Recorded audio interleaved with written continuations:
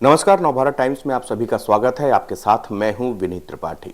इस समय देश में एक देश और एक चुनाव का चर्चा चल रही है। सोशल मीडिया पे तमाम लोग इस बारे में बात कर रहे हैं। वहीं क्या है ये एक देश और एक चुनाव? इसके पहले मैं आपको बता दूं कि अगले साल यानी कि 2024 में लोकसभा के चुनाव होने वाले हैं। 2023 में भी मध्य प्रदेश, राजस्थान में विधानसभा चुनाव होने वाले हैं।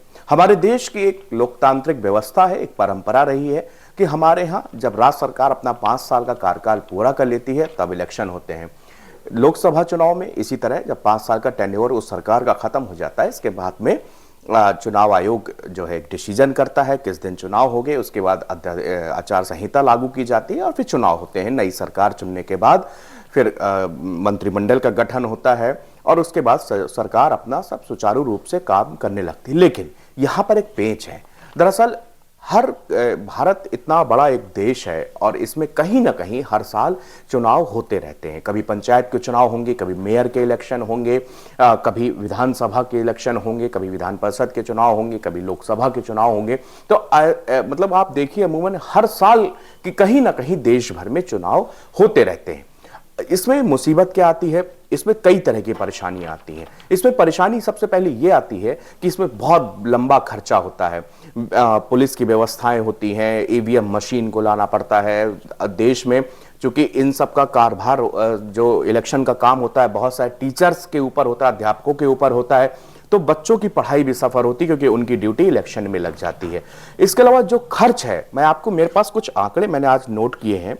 तो 1951 और 52 में मतलब कि देश की आजादी के 5 साल के बाद जब चुनाव पहली बार हुए तो 11 करोड़ रुपए का खर्च आया था। लेकिन 2019 में जब लोकसभा चुनाव हुए तो उसमें 60 करोड़ रुपए का खर्च आया था। ये वो खर्च है जो ऑन लिस्टेड है, जो रिकॉर्ड में है। लेकिन आप सोचिए कि एक इलेक्शन में आप खुद देखते हो कि आपके आसपास के क्षेत्र में चाहे वो विधायक हो, चाहे वो सांसद हो, लंबे चौड़े खर्च करता है, इसके बाद वो एक प्रतिनिधि बन पाता है। अब ये चर्चा अचानक से उठी क्यों?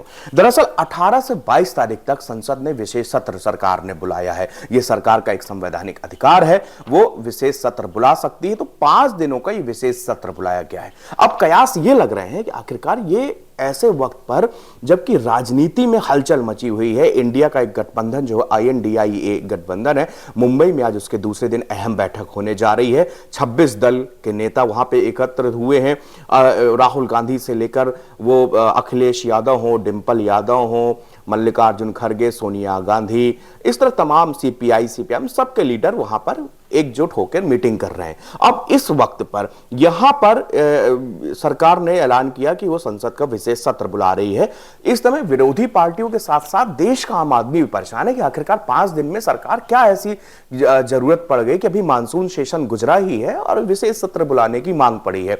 तो यहां पर फिर बात आती है कि हो सकता है सरकार एक बिल लेके आए कि एक देश एक चुनाव, क्योंकि PM नरेंद्र मोदी कई मौके पर इसकी वकालत कर चुके हैं। वो चाहते हैं कि देश में एक बार में एक चुनाव हो और उससे जो है विधानसभा और लोकसभा दोनों की सरकारें चुनी जाएं। अब आप सोच रहे होंगे दरअसल ये संभव कैसे है? तो मैं आपको बता दूं ऐसा पहली बार नहीं हो रहा। मैं आपको बताऊं तो 1952, 57, 1962, 1967 ये वो समय है जब देश में लोकसभा और विधानसभा के चुनाव एक साथ हुआ करते थे, एक साथ सरकारें बनती थी। लेकिन इसके बाद क्या होने लगा कि विधानसभाएं भंग होने लगी, फिर उनके चुनाव होने लगे, इसके बाद में लोकसभा भंग हो गई तो लोकसभा का अलग चुनाव हुआ। तो 1970 के बाद में ये प्रथा ही बंद कर दी गई, यानी कि जहां जिस सरकार के 5 साल पूरे हो गए उस जगह उसका चुनाव कराया जाएगा। इसमें बहुत लंबा बजट सरकारों का खर्च होता है। इस विधानसभा चुनाव हो चाहे लोकसभा चुनाव हो, अलग अलग करके अगर एक विधानसभा चुनाव का बजट 30 से 40 करोड़ भी हो तो सोचिए कितना पैसा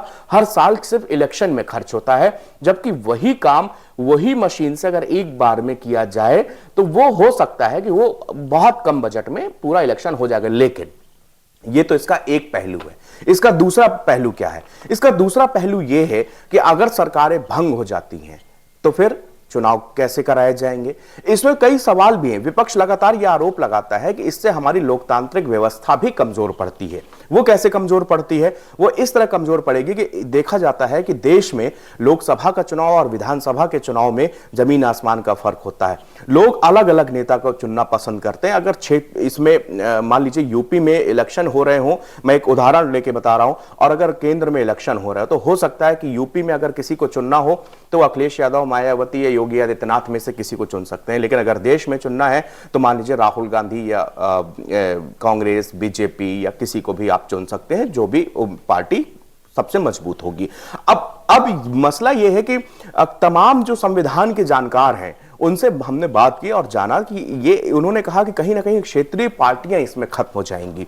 जो वोटर्स, जो क्षेत्रीय पार्टियां हैं वो अगर एक देश एक चुनाव हो गया तो वो खत्म हो जाएंगी। दूसरी चीज, जिस पार्टी की सरकार है, मान लीजिए कि देश में केंद्र में बीजेपी की सरकार है और उसकी एक लहर बनी हुई है, लेकिन स्टेट में, जहां राज्यों में लोग नफरत कर रहे हैं, जैसे आपने कर्नाटक में देखा जहां चुनाव बीजेपी हारी, हिमाचल में देखा आपने बीजेपी हारी, तो अब अगर एक साथ ही आप चुनाव करेंगे तो इससे सरकार जो होगी, जो सीट पे बैठी होगी, उसको फायदा पहुंचेगा।